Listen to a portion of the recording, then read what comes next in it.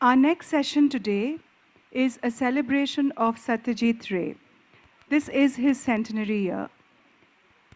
We will have Mohan Agashe, Barun, Chanda, and Suman Ghosh on the many legacies of Satyajit Ray. They will be in conversation with Arunava Sinha. Quick introductions.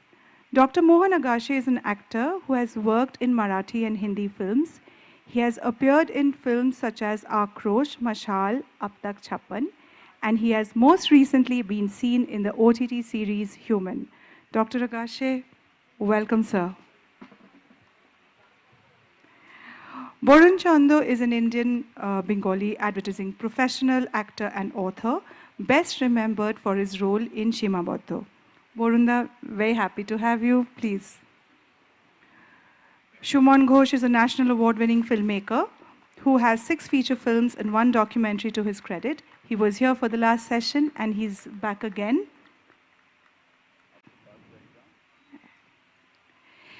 They will be in conversation with Arunava Sinha. Arunava translates classic, modern, and contemporary Bengali fiction and non-fiction into Bengali. Into English, sorry. He teaches at Ashoka University and is co-director of the Ashoka Center for Translation. Over to you, Arunava.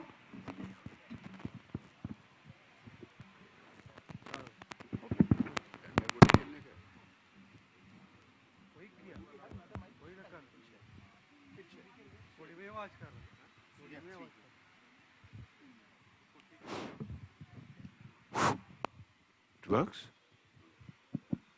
Thank you. Good afternoon. It's a pleasure to be here at this, my first time at the Literary Festival in Jharkhand and in Ranchi specifically.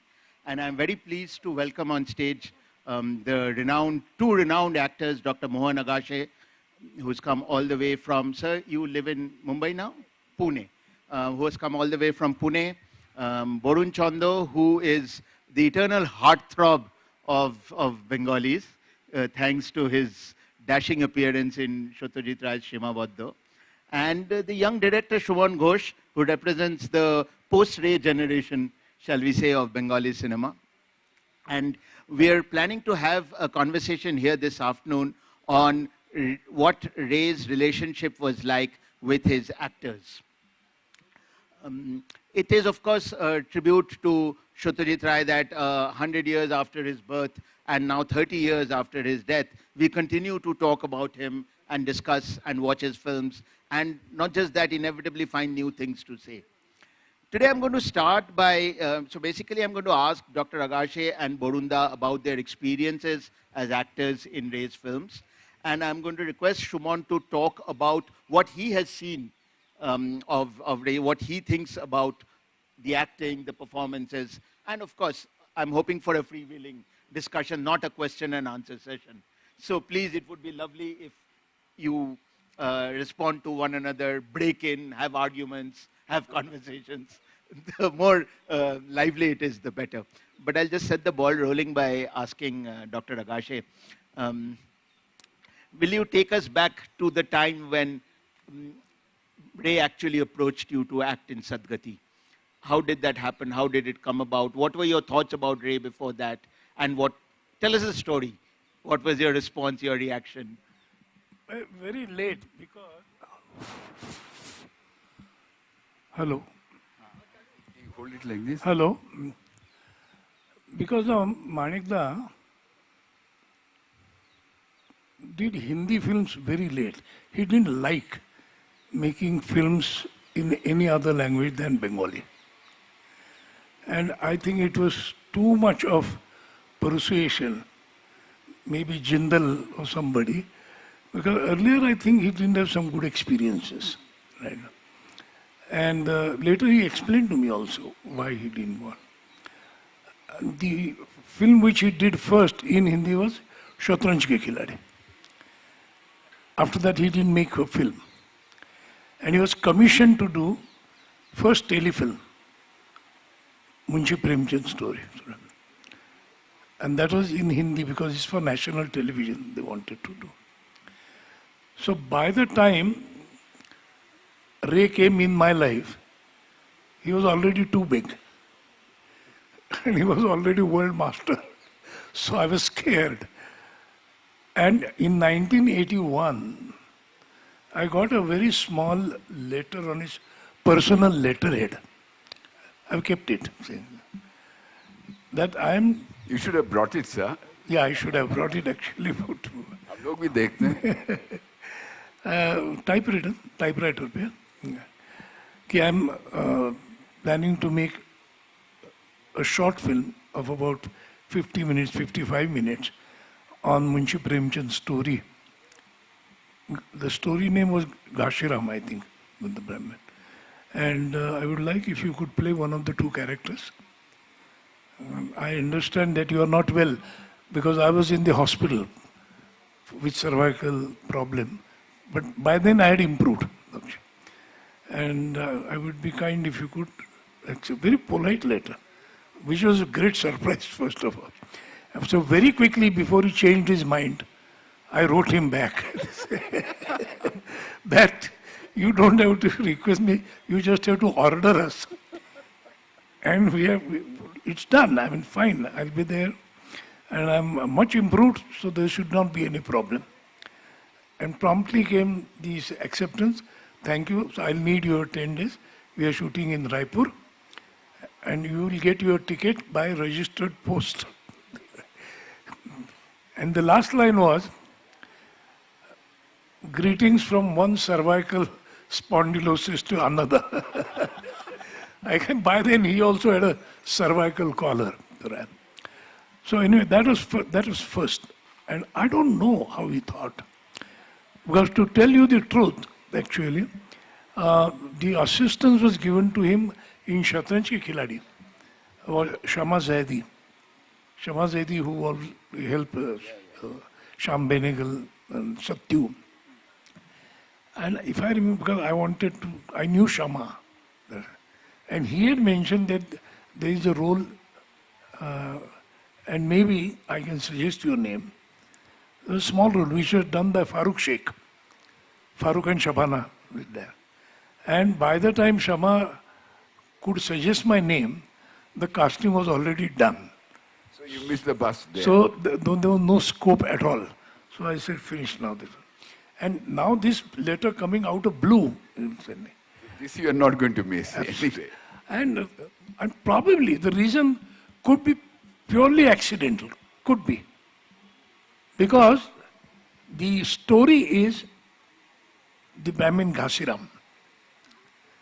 And in 78, I was in Kolkata with my theatre group to perform for Vijay Tendulkar's play Ghasiram Kotwal.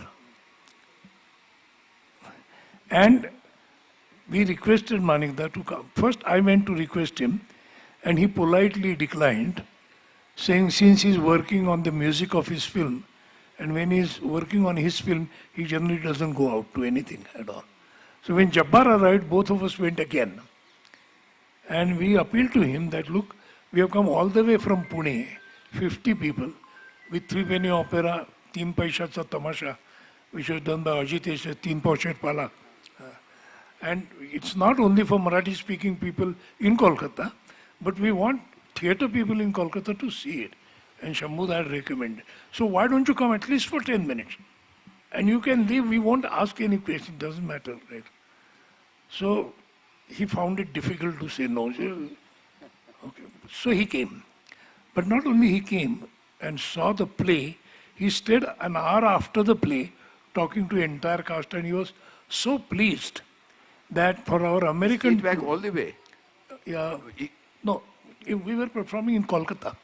Yes, no, I understand. Yeah. But he said he would come just for 10 minutes and he stayed through. He stayed. No, we told him that he can come. We never asked. He should come and he can leave whenever he wants. No questions asked. So on that he agreed to come. He didn't say for 5 or minutes, but came straight for the entire play. And when we went to America, actually he offered me a coat for our poster.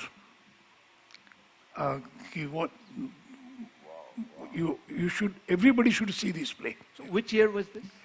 This was in 81. 81. So before But 78, we went there with the play. the play, I mean. The 70. Gashiram play, Gashiram Kotwal, great controversial play, as you know, 20 years it's been done. And he might have remembered because the story was named Gashiram. But I don't think Ray will go on clang association like this. Right? He probably would have liked my role also because it was a kind of negative character also in Shodgadi and in Gashiram also, but a very kind of a dignified bad man. Not really. And that's how I think he asked me, and that's how I came. And you didn't ask him about, why did you think of me, or have you watched my films or anything like that? No, I didn't dare to do that. Because if the analysis would have come out in a negative thing, then he might have changed me. So I didn't do that. All right. Thank you. Now we'll turn to, I will come No, but back. I must Yes. tell one thing, which is, now that you asked me, you didn't ask him why. Generally, I have not asked people about that. Jabbar and I had a theatre group, so we were doing well. And I did that stupidity once only, and that too to ask Ray. After we knew each other very well, and after having done his 2 Satyajit Ray presents, when he was writing the script for which was completed by Shondeep, because he read Uttara, about a doctor and a daughter. The day I reached Calcutta for something else theatre, he had finished writing the script. And me and Satish Ayakar went to meet him only. So he was very keen to tell what the script is. And he gave complete narration, almost more than an hour, telling the story of the film. What? Without the script. Without the script, Without because this- he had just finished. Yeah, but he wasn't reading out. No, from no, he there. was not reading out. It was not the Acting it out for not you, screenplay reading. No, just acting it out, telling. And I was so impressed. And being a doctor, the issue dealt with in that film is so close to my heart that I couldn't resist myself and said, Manikda, you have a doctor in this film, and I'm a doctor and also an actor, so I think you should consider me. So he just laughed it, right? Of course, he didn't cast me. And I also felt very bad, how stupid I am to do that. But what surprised me most, and my respect for Ray doubled, after about a month, he wrote me a detailed letter saying why he could not cast me. And what was he expecting of that role? And the वो भी main लाना चाहिए था आपको. the main point was he needed an छुपा के मत actor who रखिए. knew nuances of Bengali language and culture. And that is why he preferred Shaumitra. And that's the reason he said, but he didn't have no question about my competence as an actor. But to write a detailed letter and informing an actor that though you're good, it's not possible to cast you in this role, I think it requires a very big mind. I think. Thank you. Of course, yes. No, thank you for that amazing story. One thing, apropos what you said, Ray knew, I don't know how, knew by heart the entire script of Shimamotto. So he could, when we were rehearsing or were doing,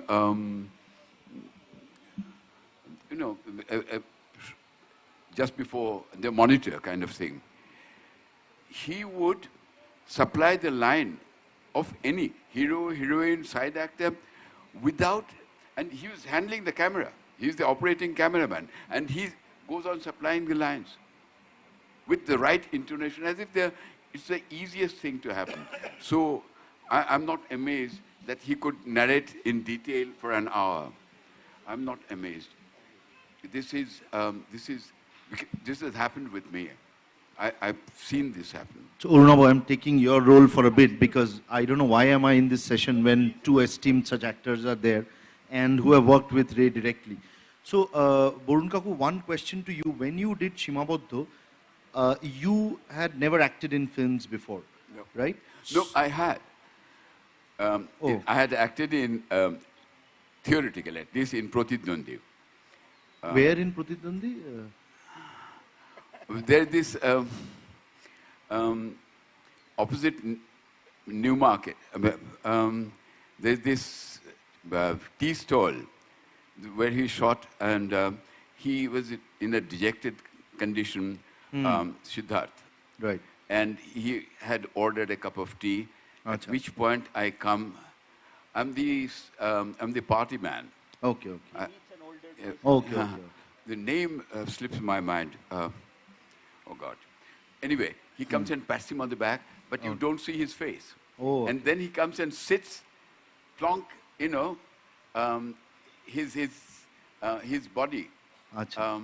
So face was hidden all the time. So I doubt how So he many never people know took- that you were he in never took the Pratidwandi counter before shot. Shimabodho. He never Yeah. took the counter shot. So my question was that because you were not you were an advertisement person, and so what was your preparation, as particularly being a non-actor in sense that you were not a regular actor? What was your preparation for Shimabodho? Zero. I didn't prepare at all. I didn't go, nor did Ray ask me ever. I should go to the golf course, hit the ball, practice hard, and that kind of thing in preparation for this role. No. What happened was much more subtle, I would imagine. There is another anomaly which I must narrate. I had the title role, all right. I was the protagonist. But believe me, I never got the script when the shooting was around. That was something to do with the interview. I had done a JS interview, and I had carried a spool recorder. Those days you didn't have the cassette recorders. This was around 69, yes, 69, early 69 perhaps. And for some reason, when I wanted to sort of run it and record, it didn't work. Ray tried himself, it didn't work. So he said, does it work at all? I mean, what did you do?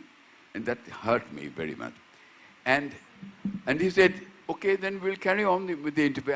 I wasn't carrying any paper, I wasn't carrying any pen, and I wasn't going to ask him. So anyway, I somehow managed to remember, and the interview carried on for almost an hour. All right. And I never showed him the script before submitting it to them, to the printer, Jays. And 2 days before it came out, it hit the stands, I gave him a complimentary copy and then vanished. He was dining then, so he never met me. And after that, after about 3 days, I called him up on the phone. He said, "Apni ki porte perechen? I mean, did you find time to read this?" And he said, "Yes, I've done it, but I'm very surprised that there are hardly any mistakes, and you never showed it to me. Only where Simi Garewal, I think you made a mistake there, but otherwise, it's all there." As a sum result, sum total of it was I never got a script because he was damn scared that I would memorize the lines. And he was against memorizing lines. Yeah, that's very something interesting about the script. And when we were shooting near Raipur, and the second day of our arrival, Om and me, we were sharing the room. And first day, when we came down 5 minutes late, Manikda was already sitting there. And so we got, my God. So next day, we decided that let's do it before Manikda arrived. So we came and sat exactly where he was sitting the previous day. And he got down sharp 7:30, and climbing down, he looked at his watch. Am I late? No, that was that. But what was more important, we got into the car, And Om realized that he has forgotten the script. So he said, Manikda, ek minute, let me go and get the script. So I said, Om, don't bother, I have the script. So Manikda said, no, you go and get your script.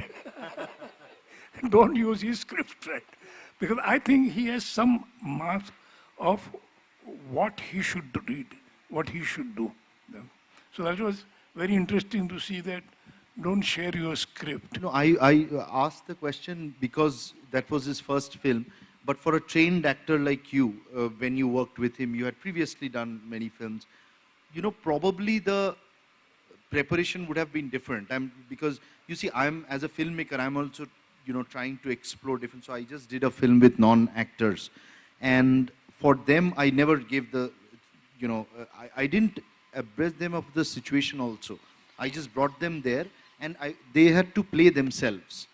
Like, Shimaboddo's character he's a flamboyant advertisement guy before he was casted in the film.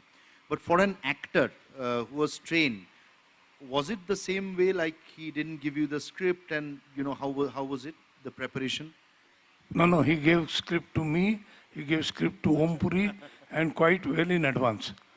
Right. But maybe because that was in Hindi. Did he ever say that don't memorize the lines? Did he? No, we never memorized the lines because we do that only in theatre. In fact, even if there is a rehearsal, right, we do mechanical rehearsals because I know. And Manikda was very, very particular about the performance. I think that was one of the reasons why he chose to be operating cameraman. I'll tell you, because the issue was who would say cut. And when he was working with the Subodh Mitra, a man of equally high stature, and he was also a perfectionist. So if something would happen and he would say cut, they couldn't say anything, but he was not happy because then later on, I asked him what was the reason he became operative cameraman. He says, look, sometimes I don't mind a little jerk in the trolley, a little, as long as I have the right performance. Because it may be very difficult for me to get that performance again. So I knew how careful and concerned he was with the performance he gets, rather than a technicality. And this should be a lesson to a lot of now young filmmakers, because the moment they take a shot, they go to the video camera and see it. So I don't think they're as focused as Manikda was on the scene. There are plus and minuses, but that was remarkable, right? And like he said also, I never use my brain. Maybe because I am a Chitpavan Brahmin from Maharashtra. I am very conservative. And I don't use my brain unless it is absolutely essential. And then he is there. And my experience, and I'm sure that's a great difference between theatre and film. Theatre, a bad actor and a great director cannot do anything. It will be a bad play. Right? But in film, good director, great director, and bad or average actor can still make a good film. Absolutely true. Absolutely. Not entirely, but No, it depends on script, of course, also. Sure. But that's why a lot of people now, new directors, prefer to work with non-actors because they don't have ego problems. Now, seasoned actors, sometimes they ask a lot of questions, why not this?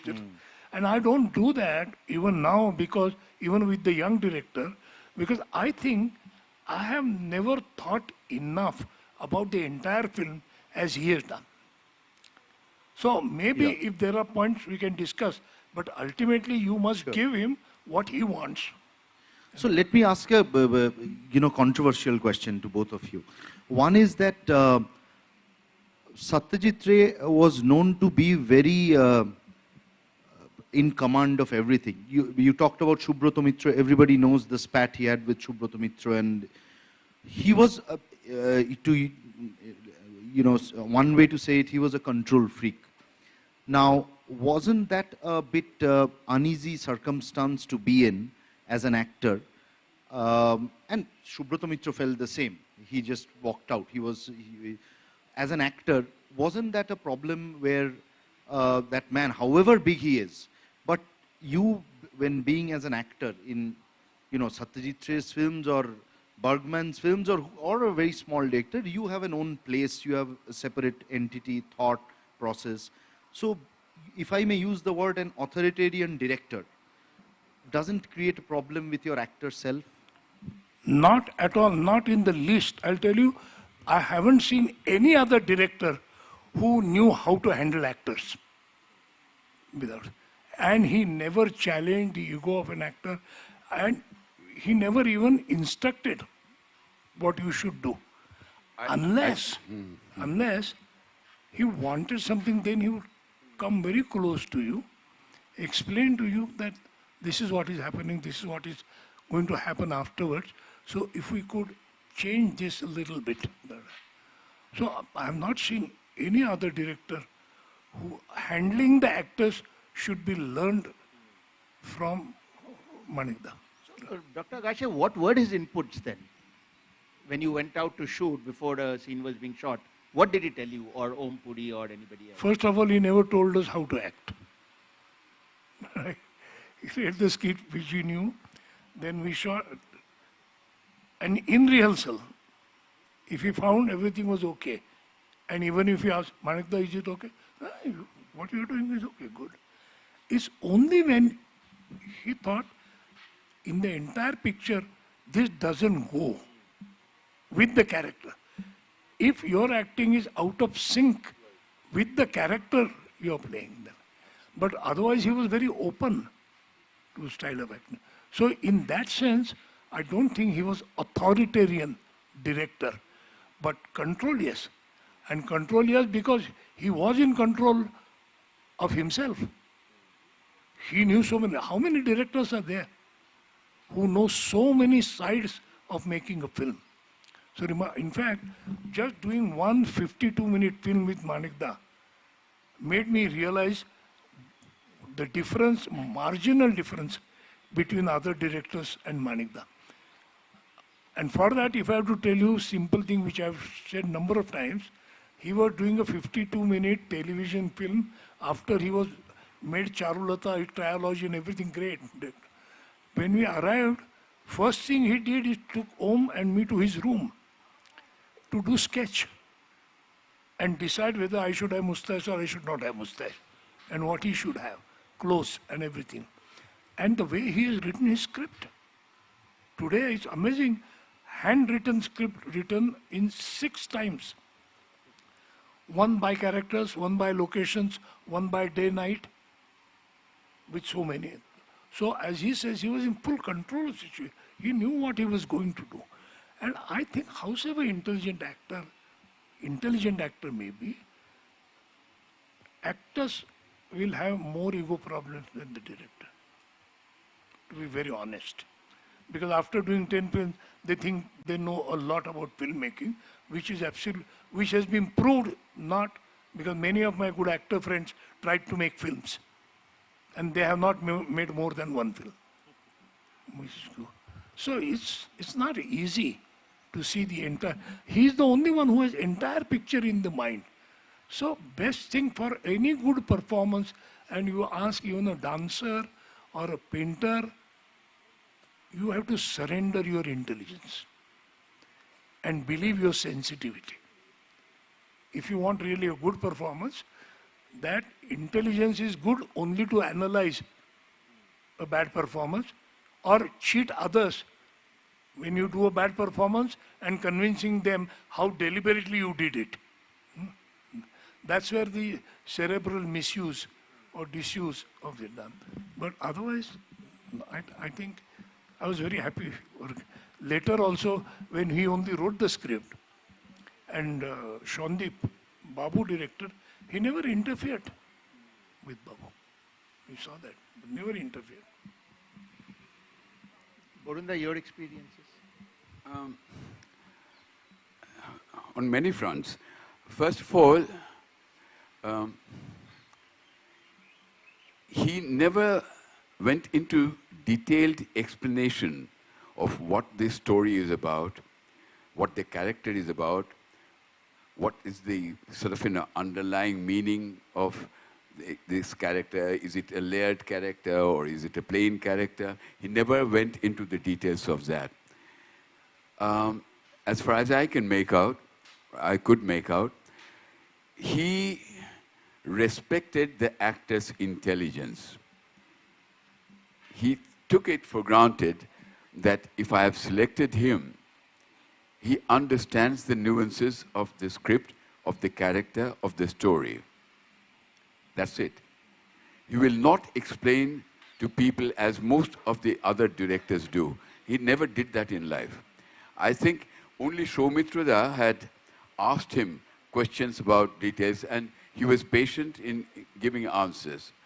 But otherwise, the people I've discussed with, let's say with Alok Nanda, with Sundar or with Pradeep or with Dipankar, he has never ever discussed details of a character or the storyline, what's the underlying meaning, never. He kept essentially things very, very simple. All right. And then he studied the actors and behaved with each he was different, totally. With some, I'll give you examples. With some, he realized that first and foremost, he was looking for faces. Does this face sort of match mine? That was the paramount thing. After that came the question of acting. Ramamurthy, who was in Shimabadho, he was the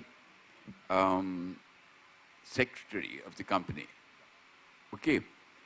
Now, he was working for Hindu.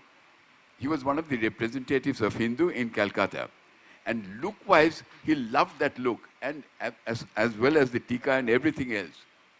He fell in love with him, so he selected him. But Murthy could not speak anything. When he quoted from that book, which his father, forget... the candle and the thing about going yes, too close to the fire. Yes. What's the author's name? Tiruvalluvar. No. It's a foreign writer, very well-known writer, Czech or Polish writer. No. He quotes that I quote other people's wisdom only. I mean, I just mouth it. So, and Murthy, when he started acting, I mean, when Ray asked him to do something, very simple, he had very few lines, not much. And only the Tamil part, he was comfortable. In English, he was not comfortable. In Bengali, he was staying there for 40 years perhaps. But he had managed to live there without learning Bengali. So he had great problem and Manikda obviously had to have a translation of what he was saying in Tamil. Otherwise, the audience will not understand anything. So then he broke up. I know about filmmaking because I was making ad films, documentaries and all that. Yes, I was in the Clarion creative department. I was making films already then. And I was watching that he can't make him act. No way. Then I saw the other side of Ray. He will not accept defeat. Having selected him, what he said was, can you say these 4 words then? All right, say that. Record. Cut. Excellent. And I was wondering as to how was he going to manage that in the edit? I didn't have worried. He had, for the entire thing, he had, when he was speaking, he had my silent reactions. So after the 4 words, he took my silent reaction, then went on to the other. And it looked absolutely marvelous. Murthy was declared a great, great actor because he was so natural. But I know the real story. He wasn't an actor. So he could make a non-actor act. Absolutely. I agree with you. What about with you? He told me, I mean, one day after I had been selected, he called me over one day and I was And very... also, Borunda, you must tell us how you met him with the express intention of acting in his films. Unlike Dr. Agashe, who had no idea it was coming. You see, like most Bengalis, I think, I wanted to be an actor. Not to the exclusion of everything else, but along with my academic career or whatever else I was pursuing advertising, I also wanted to be an actor. It was a burning ambition in my life. And when I joined Clarion, he was the director. He was still the director of the company, though he didn't attend board meetings. So I asked one gentleman, a senior person, Subhash Sen, why don't you please take me to your Satyajit Ray's place once? You know, just introduce me to him, because I desperately want to meet him. So he said, why do you want to be chaperoned by me? You don't need to. You just say that you work in Clarion and you go there. He will receive you. I wasn't convinced. So finally I decided there used to be a guy called Desmond Doig, who is the editor of Junior Statesman. That was the first youth-oriented magazine, I think, in India. It was a tabloid. So we had a copywriter who was moonlighting on behalf of JS, a chap called Dabi Bhagat. And I badgered Dabi into taking me to Desmond. And I said, Desmond, I want to interview Ray on behalf of your magazine. And he said, yes, I think because they had not as yet interviewed Ray in their magazine. I said, why not? Please go ahead. So now I had an alibi for visiting him. But my sole intention of interviewing him was to be interviewed by him. While I was interviewing him, I hoped that he was sizing me up, which he did. And it worked, finally. So I really believe that that interview had a lot to do with my selection. But I will come to the other question. A few days before we were starting to shoot, he called me over from office. I went, and he was rather grave. He said, Barun, sit down. Since I've read the script to you and I've selected you, I take it for granted that you understand the role of Shyamulendu Chatterjee. So I nodded. What was he leading up to? And then he said, so I will let you act the way you want to do it. I will not interfere. But if I ever think that what you are doing is contrary to my understanding of the film, then I'll stop you and you will have to do according to my say. That's it. It happened only once in the entire film. He stopped me one day. If you remember the film, when this huge massacre happens about the defective ceiling fan, and I'm sort of very dejected. I've postponed I've stopped all the advertisings, and I was having a drink. And then they come in, my wife and my sister-in-law, and after a while, I start explaining, because she was expecting an explanation. Why didn't I attend the lunch meeting, which I had promised to? So then I had to start explaining. And what I was doing was, please hold it for me. point 1 is this, point 2 is this, point 3 is this. So we did a couple of rehearsals, and then Ray suddenly stopped me and said, "Hello, Barun, what are you doing with your fingers? Looks like fidgeting with me, for me." I said, no, it's not fidgeting. It's an executive visual thing. You tick off the points, that's it. So he looked at me,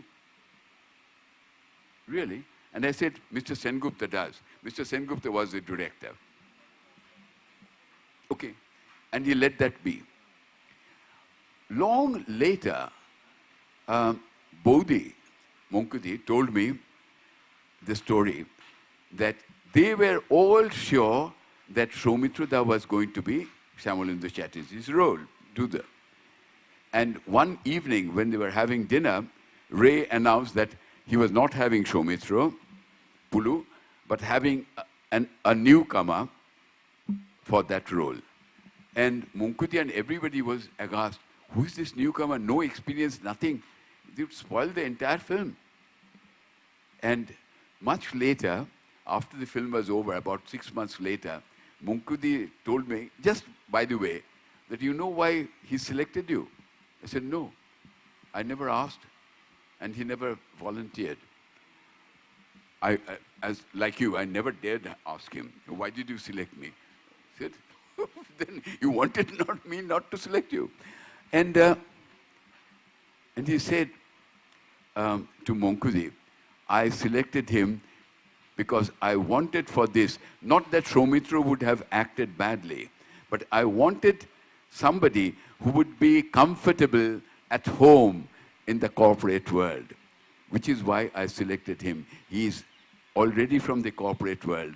He has attended boardrooms. He has attended these kind of inside meetings.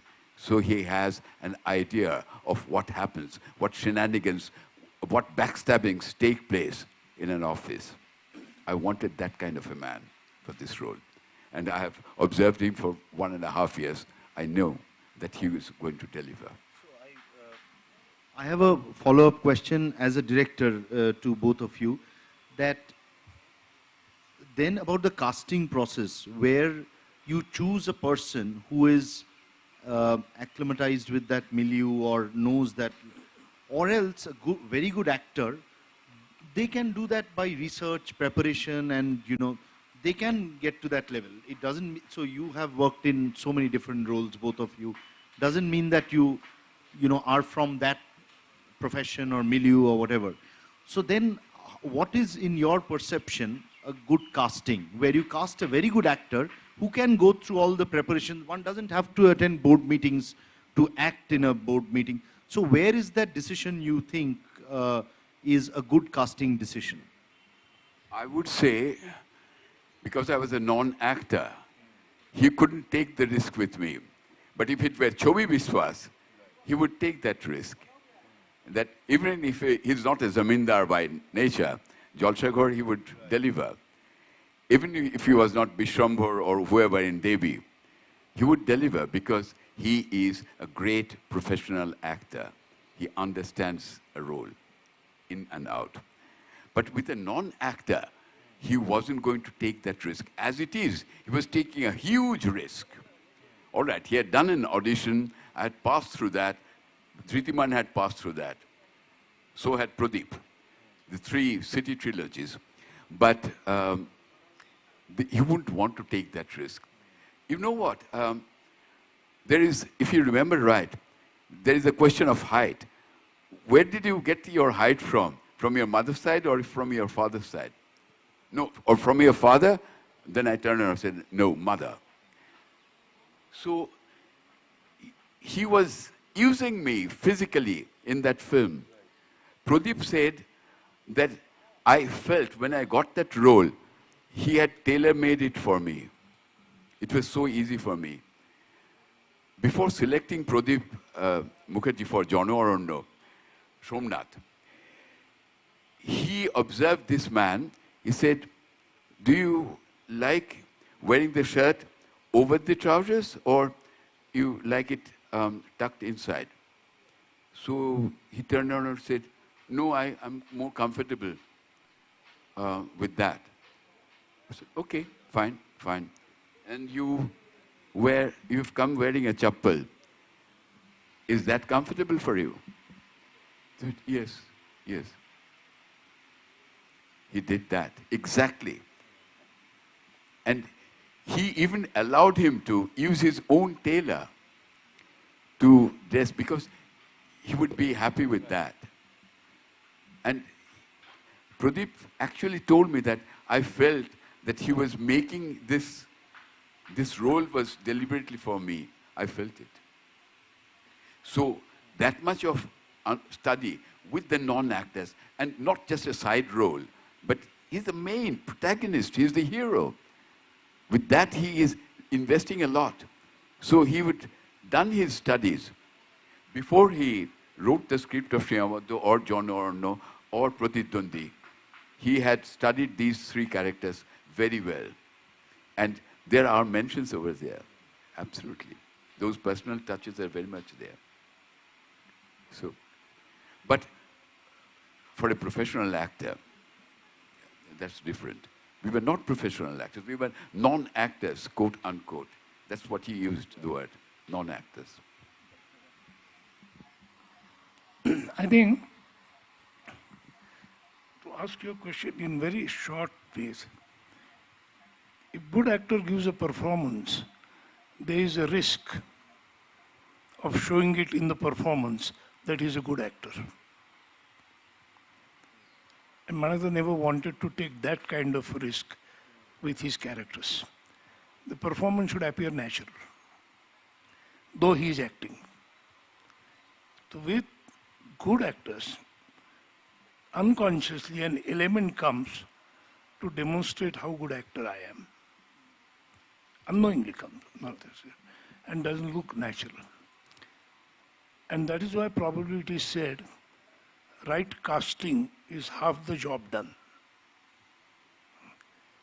Because some performance come naturally to some people. Others can do it, but they have to put in an effort. And he had such clarity of thinking that what he wanted, and also to judge what could he give or not give. It can go wrong, but I think rarely. I'm not competent to talk about it because I've done only one film, and he has been spent his life with Bengali culture, Bengali actors, everything. I've done in Hindi. With Hindi, I knew one thing was certain. He was never absolutely sure, like he is while doing Bengali film, is when we were talking Hindi film, Hindi dialogues. I really found him very concerned and consulting people. Is that the right way? He's saying. But his concern was amazing. As I told you, when I went and saw this man, I thought probably, if it was not Ray, I would have suspected this man is doing his first film. He was so meticulous about everything. And it's amazing today, with lack of technical support, which you get too much today. And he is the only director who has dubbed me without image.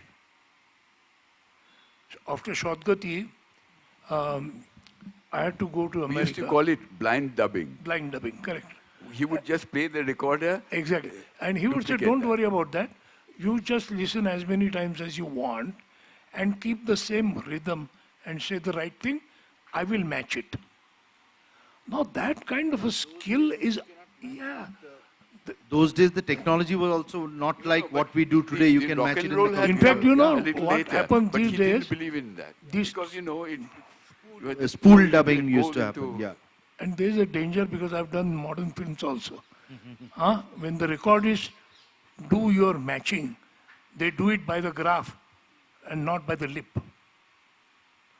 And sometimes, therefore, it may match, but wouldn't give that feel.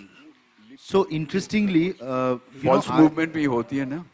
I interestingly working on the same topic of working with actors. I have worked with, actors who are, say, so with Soumitra Kaku, I've worked with five films with him. Mithun Chakraborty I worked with, and also the younger actors of these days. When they dub, Soumitra Kaku or Mithunda, what they used to do is scan while dubbing, scan korto eram bhabe, and then dub. But these days, the actors look at the lips and then dub. So it's interesting what you mentioned that, matching with the lip as against the rhythm, which Satyajit Ray was saying, which brings probably a more soul to the performance than, yeah. There's a difference, there's a time lag between seeing the image and hearing the sound. Yeah. That's Would you prefer movies in sync sound rather than dubbing? In fact, I would prefer movies in sync sound because many times, because it's concurrently happening. Right. Okay. So sync sound is really a great technical advance. But there's an opportunity in, but that you can do anyways. But now something I hate, and I don't do it even once. These days, actors, the moment shot is over, they go to see how they have performed. And I don't do it at all. I said, look, that is not my job. That's his job. That's why he's sitting there for. If he's not happy, he will tell me. And I'll do it again. Because... And it plays on your psychology also. Cerebral intelligence cannot correct a sensitive performance. When I have great, because of doctor also, I see performing skills are very different from cerebral skills. And in the natural biological development, which I explained yesterday, first 6 years of life, we develop our sensory systems.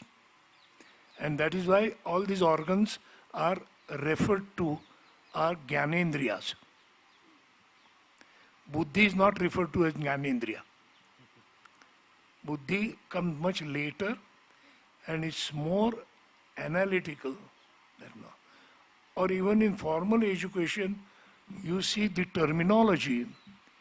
All our formal subjects, which we learn from the books, are called curricular subjects. And all what we do in performance are called extracurricular activities. So activity has to do with the performance. Memory, replying, answering, comprehension, everything is a part of cerebral skill.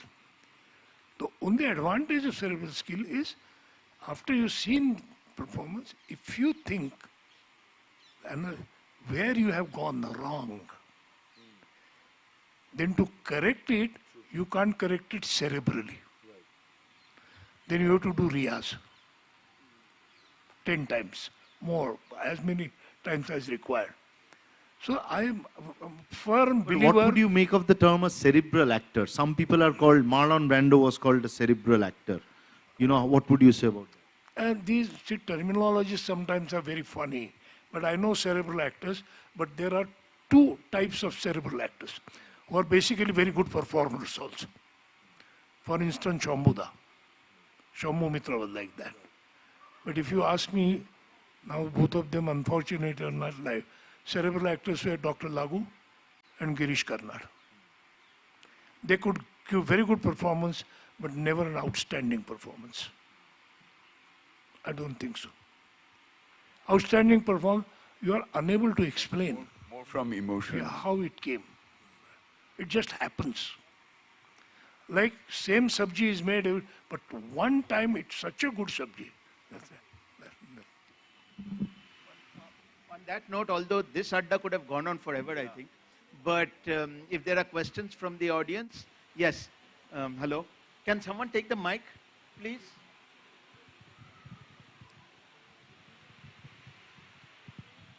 What? Oh, yeah.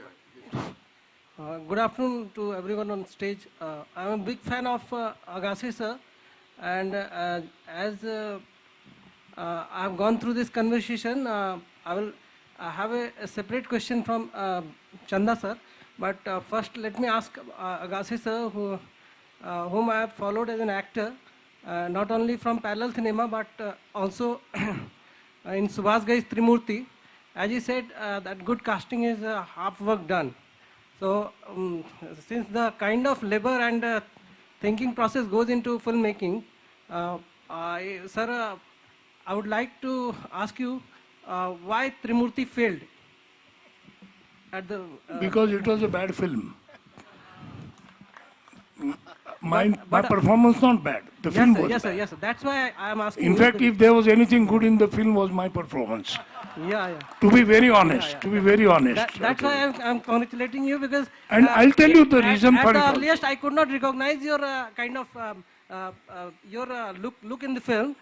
We were asking who is that actor, and because I have seen so many of your films, even Prakash Jha films and earlier parallel cinema films, that it was not very. It was quite natural that I should have recognized you, but that kind of look in Trimurti was very, very different. Yeah. You know, that was the only film Yes, sir. of Subhash Ghai Yeah. which he didn't direct. Oh, I didn't know He that. had given it to Mukul Anand. Oh, maybe. And Mukul Anand is a very different kind of filmmaker. Yeah, he has And made. he could never observe the timeline. So after 1 year, Subhash got very anxious and desperate because till then his habit was to finish one film in a year, announce the next film on his birthday. Yeah. And so he started with the second unit and shooting the film. So it became neither Mukul Anand's film nor Subhash Ghai's film. Yeah, maybe he was expanding and he was Yeah, into everything. visiting woods and Yeah, right. somewhere else. So it's a failure. What to do? Yes, sir. It Maybe. happened. So it I'm was- very happy that it failed. I'm very happy that failed because But I should. kept on telling, look, three best and popular actors Yes, can't save a film if you have a good villain. Yes, sir. That's what. Starting from One villain is yeah. good enough Yeah, for start- 3 heroes. Do you have a Starting question from- for? Do you have a question for Barun Chanda, please? Yeah. I have Go a ahead. question, sir. Sir, congratulations. As I look at you, I congratulate you for the height that you have, that Satyajit Ray used to have. And one thing. No, he was 6'4", I was 6'2". Yeah, it was kind of height. So, sir, this discussion is about Satyajit Ray, of course. But in my days at Calcutta, I was doing a film appreciation course at London. And at that time, I used to watch so many Ritwik Ghatak's films. I met his son Ritaban also, who had made a documentary in those days on his teacher in Shantiniketan. So, Meghe Dhake Tara and other films, just a distraction. How do you compare as a director, Mr. Ray as well as this Ritwik Ghatak, who has made so many films, and he brought the sensibilities of all the Bengalis to screen, I think. I don't have to say anything personally. I will quote Satyajit Ray. After the demise of Ritwik Ghatak, in an op-ed in the Statesman used to be the best newspaper, English newspaper at that time. He wrote an extensive article on Ritwik Ghatak, and he called him an uncut diamond. Yes, sir. I Many- believe many people that believe that Satyajit Ray was a cut diamond, 32 Yes, cuts. yes. That's Means the difference. Ritwik Ghatak's potential could not be realized properly.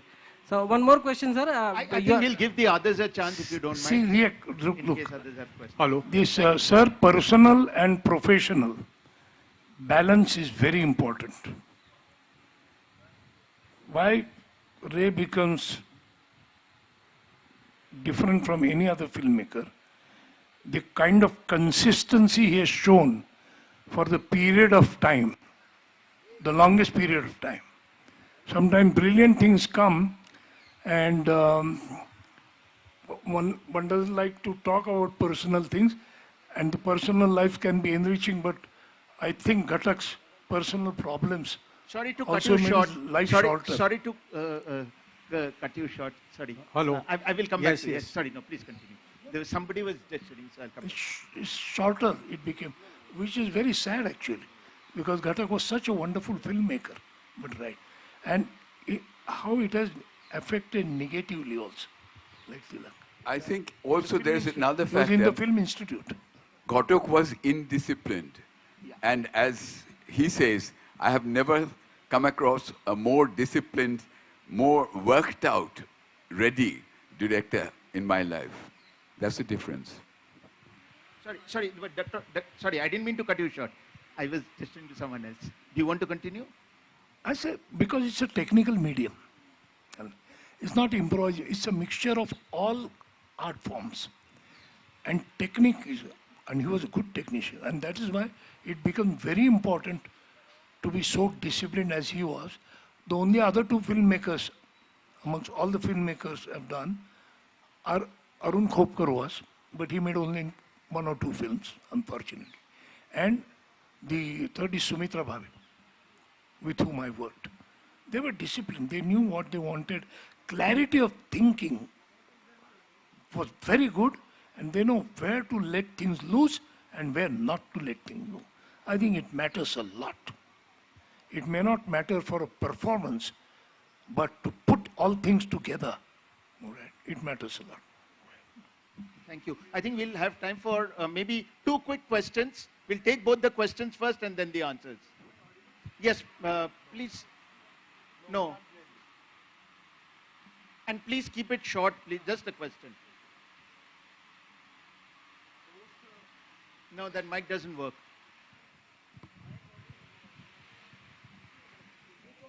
You shout, project. Am I audible now? Yeah. Yeah, both Seema Bodho and Sadgati are adapted screenplays, adapted from Shankar's and Premchand's original work, respectively. In Andrew Robinson's The Inner Eye, Satyajit Ray says that he had a soft corner for Kanchanjunga because it was his first original screenplay written by him. So I wanted, my question is, was it did he direct differently when he was working with an adapted screenplay vis-a-vis when he was working with an original screenplay? Maybe Suman can answer this as a director.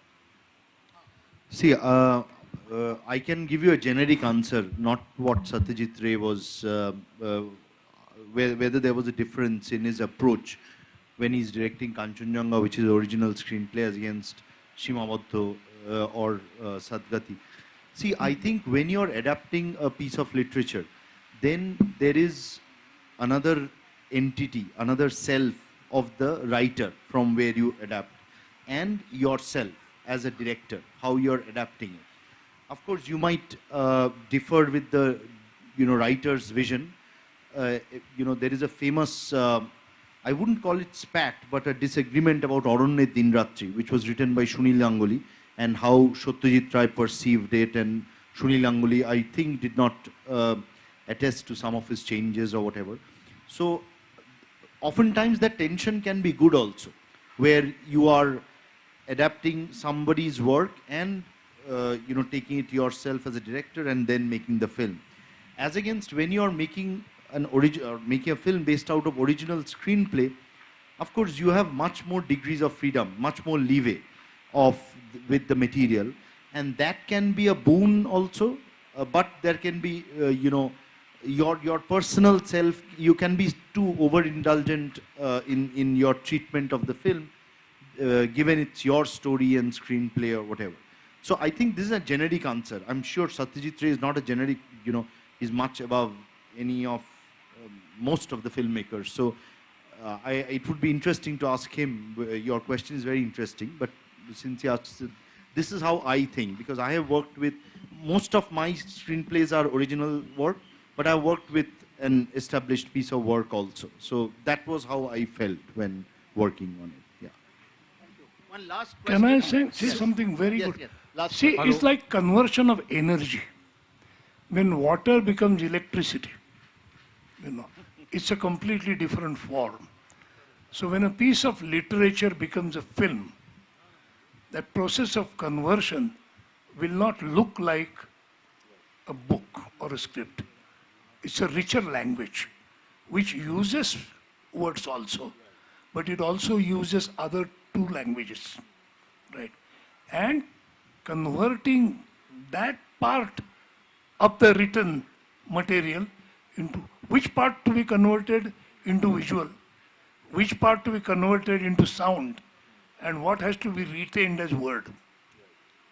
I think that makes a lot of difference in adapting any piece of literature, story or anything into film, I think. मेरा Agashe sir से एक प्रश्न है.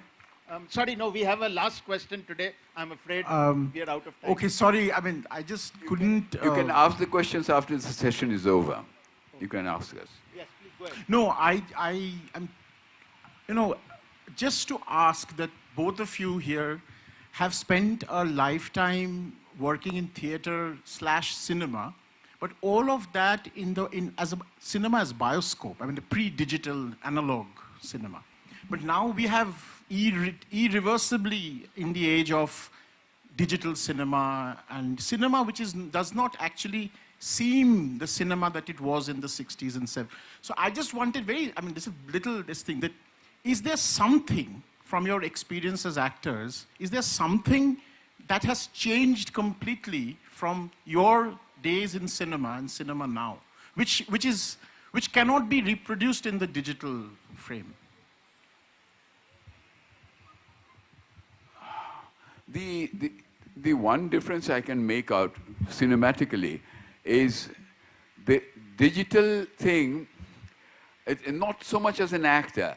As an actor, it is certainly more convenient to work in a digital age because you get to know what you have done. But when you had the negatives, you weren't sure what had happened. You had to rely on the director, whether it was good, bad, or ugly. That's that. But here you have much more leeway. You can immediately go and see, check. You can do any amount of improvements, changes, etc. You can reshoot. All that is possible. So it is much more convenient, much easier to work on the digital format. But I think as a director, you become lazier. Definitely. Ray, with the negatives, 2 takes, 3 takes maximum. That was his average. These days, 8 takes, 9 takes, nothing. Because it doesn't cost money. I will reply you in a riddle. And if you can't decipher it, we will meet after the session. What's the difference between digital and analog? I realized that when I saw the first digital clock, it shows you what time it is. It doesn't show you what time it is not. Analog watch shows you what time it is with the concept of what time it is not. So there's a contextual difference in digital and analog. Thank you very much. Thank you. That's a marvelous note on which to end this session. Thank you very much, Dr. Agashe, Borunda, and Suman. Thank you, audience. This conversation could really have gone on for many more hours, as I'm sure it will, off stage and elsewhere. Thank you. Okay. Thank you very much. Let's make it the stage for the next. Thank you.